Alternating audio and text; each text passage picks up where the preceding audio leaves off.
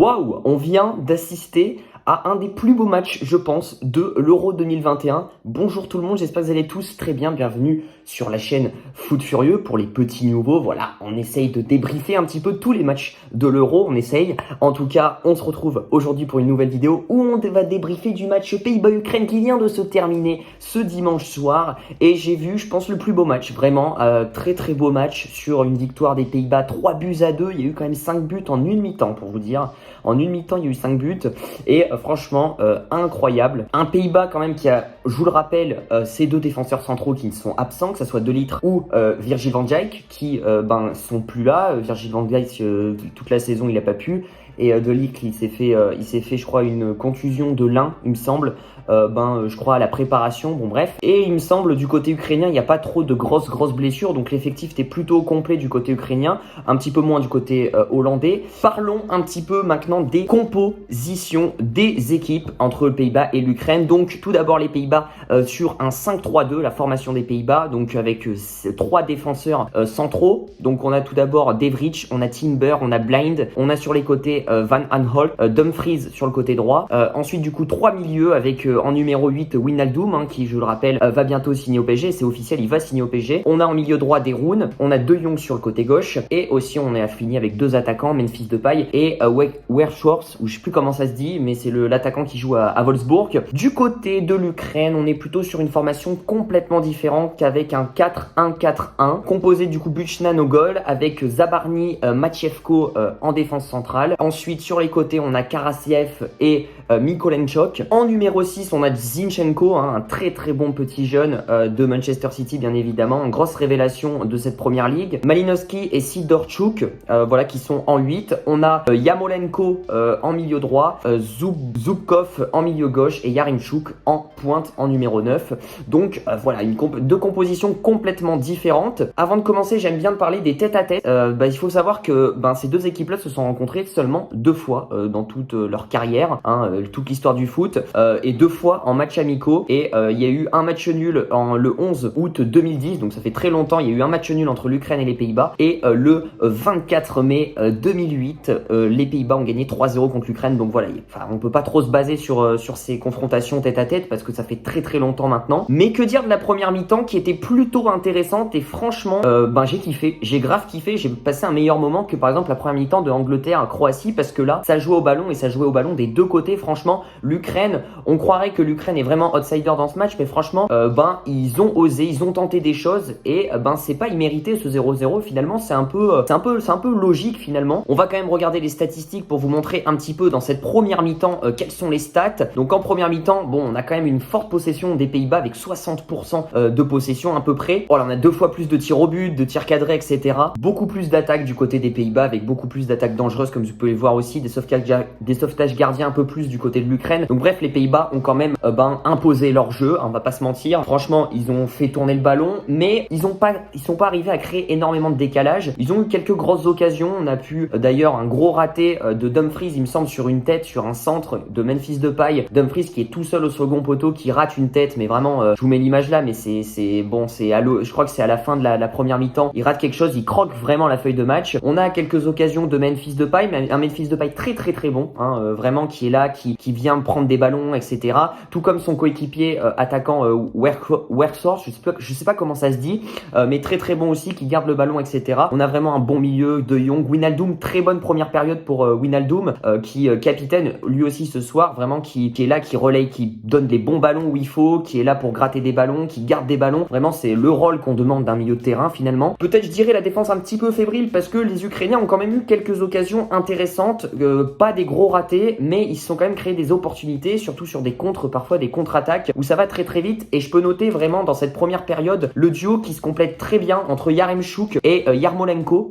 Sur le côté droit, Yarmolenko et Yaremchuk en pointe qui se complètent très bien. Ils ont fait beaucoup de 1-2, ils ont beaucoup joué ensemble et il y a eu des grosses occasions. Et Yarmolenko qui frappe, il fait un tir cadré ou 2 tirs cadrés il me semble. Yaremchuk qui est pas loin de marquer. Ils ont eu 2 grosses occasions dangereuses, les Ukrainiens. Bon, après bien évidemment Évidemment, c'était pas des occasions vraiment incroyables, mais ils ont quand même eu des occasions. Ils se sont pas fait bouffer, c'est ça que je voulais dire. Non, mais les Ukrainiens vraiment sont très bien en place dans cette première période. Vraiment, on sent que les Pays-Bas, enfin les Hollandais ont du mal à créer le décalage, etc. Bon, il y a eu quelques fois, mais ils ont du mal. Vraiment, un grand Malinowski en première mi-temps, très très bon, hein, ce jeune milieu de l'Atalanta qui est très très bon. Zinchenko, très très fort en numéro 6, franchement, il m'impressionne. Parlons un petit peu de la deuxième mi-temps maintenant, parce que oui, il faut parler un petit peu de cette deuxième mi-temps qui était incroyable. Franchement, je crois que j'ai vu la meilleure mi-temps depuis le début de l'Euro. Franchement, en termes d'intensité, en termes d'occasion, vraiment les gars ils se donnent. Juste avant de parler de mon avis sur cette deuxième mi-temps,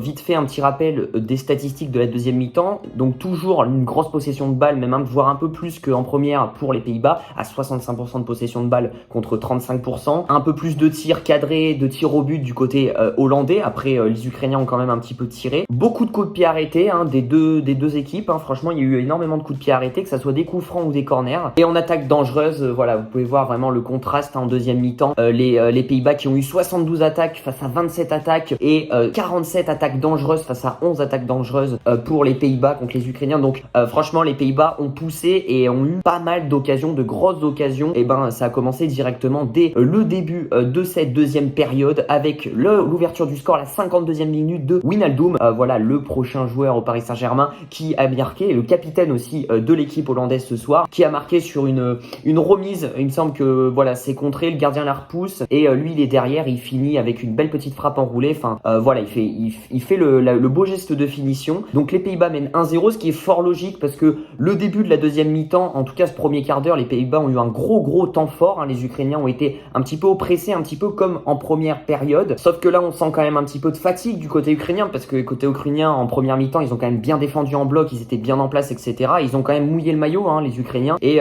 les Hollandais qui avaient un peu plus de possession en première période, du coup, avaient un peu plus de jus, je pense. Et là, ils ont accéléré en deuxième mi-temps. Il y a aussi la chaleur, je pense qu'il y a un élément aussi important qui est rentré en compte. Et à la 59e minute, 5 minutes plus tard, le deuxième but pour les Hollandais. Voilà, signé Weghorst, qui est du coup la doublure avec Memphis. Enfin, du coup, il était titulaire avec Memphis en attaque. Un but un petit peu où on était... c'est vrai que moi, j'étais un peu surpris qu'il y ait but tout de suite parce qu'en fait, on pensait tous qu'il était hors jeu parce que c'est un but un peu... pas casquette, mais on pensait qu'il est hors jeu. Mais en fait, non. En fait, c'est sur un centre. Je crois il finit ou je sais plus. Je me rappelle vraiment très peu du but. Mais en tout cas, il est à ça d'être hors jeu vraiment. Et en fait, il y a un défenseur qui était à côté du gardien. Donc, il n'était pas hors jeu. C'est un but un peu casquette, je crois. Et là, ça fait 2-0. Et là, du coup, on voit quand même la supériorité des Hollandais qui, du coup, ont gardé la possession de balle, ont continué à se créer des occasions avec un Memphis Depay qui n'a pas marqué ce soir, mais qui a quand même fait un très très gros match, je trouve. Même le milieu de terrain hollandais était très très impressionnant. Ils étaient très très hauts. J'ai remarqué que les Ukrainiens ont eu énormément de mal à ressortir de leur zone défensive pour faire la transition en attaque et pour essayer de faire des contres ou avoir du jeu, créer du jeu de possession. Ils ont eu énormément de mal, que ça soit même dans le premier quart d'heure jusqu'à même la 70e minute où après on va en revenir. C'est là où ils se réveillent un petit peu.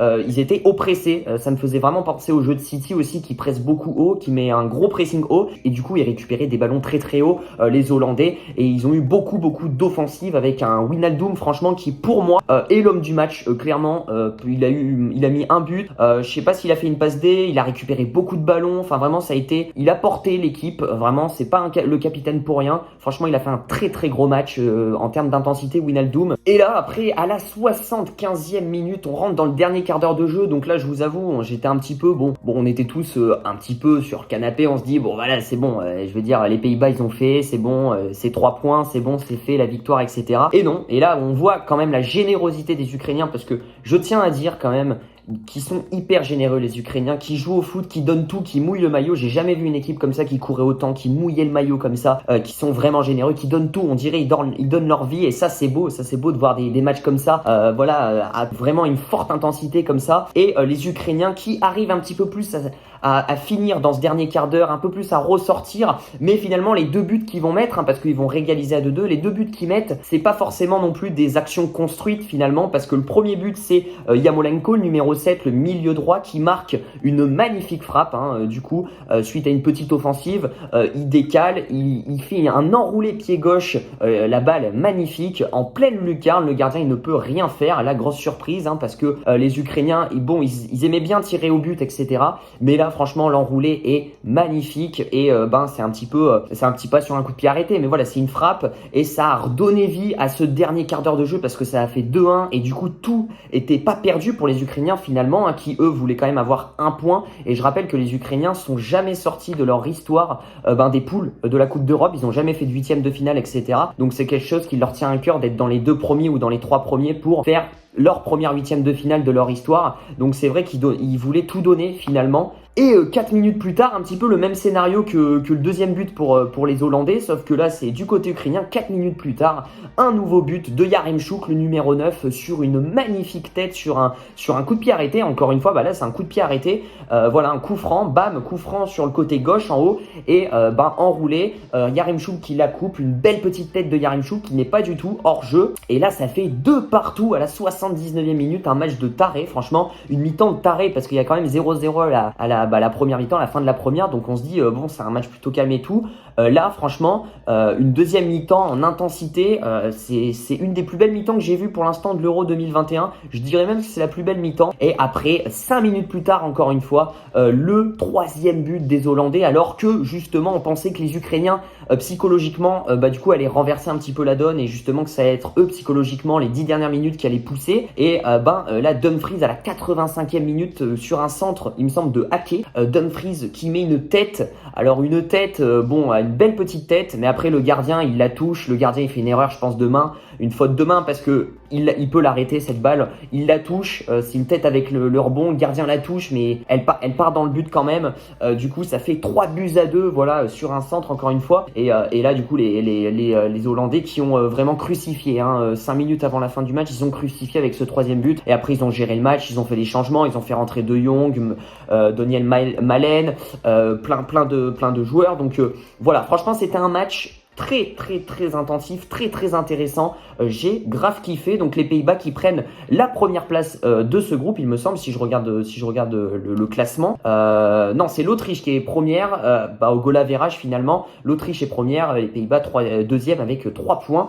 Voilà, donc un peu décevant pour les Ukrainiens qui ont vraiment fait, qui pensent mériter. Honnêtement, moi je vous le dis, en étant objectif, franchement un match nul aurait été mérité des deux côtés parce que les deux équipes méritent d'avoir un point au moins. Surtout l'Ukraine qui mérite au moins de repartir de Amsterdam avec un point parce qu'ils ont fait un match remarquable, que ça soit en première mais surtout en deuxième mi-temps. Et franchement, que ça soit défensivement, qu'ils ont très bien défendu, je trouve, et même en termes de générosité, en termes de... Ça joue bien au ballon, les Ukrainiens. Je m'attendais pas à ce que ça joue autant au ballon, franchement. Il y a des doublures, il y a des 1-2, il y a des trucs, il y a des créations, il y a plein de trucs qu'ils ont fait. Et franchement, ils mériteraient un match nul. Mais voilà, c'est le foot aussi, c'est le football. Et c'est ça qui est beau justement, c'est qu'on croit que l'Ukraine du coup remonte, du coup on s'y attend pas, l'Ukraine remonte à 2-2 et puis ensuite les Pays-Bas marquent le 3e but à la fin. Enfin vraiment c'est ça le football, le beau football, c'est vraiment des retournements de situation jusqu'à la fin du match. Voilà, en tout cas c'est la fin de la vidéo. N'hésitez pas à me dire dans les commentaires ce que vous en avez pensé de ce match Pays-Bas-Ukraine pour ceux qui l'ont vu. J'ai passé un super moment. Voilà, on se dit du coup à très vite pour demain certainement avec des prochains débriefs bien évidemment. En tout cas si vous n'êtes pas abonné, n'hésitez pas à vous abonner, nous suivre sur les réseaux sociaux et partager la chaîne si vous êtes fan de foot. Comme nous, n'hésitez pas à partager la chaîne à tous vos potes fans de foot pour que on soit un petit peu plus nombreux. Voilà, c'est le début de la chaîne, voilà, soyez un petit peu cool, quoi, généreux, quoi. Bref, je vous dis à très vite, prenez soin de vous et vive le foot. Ciao.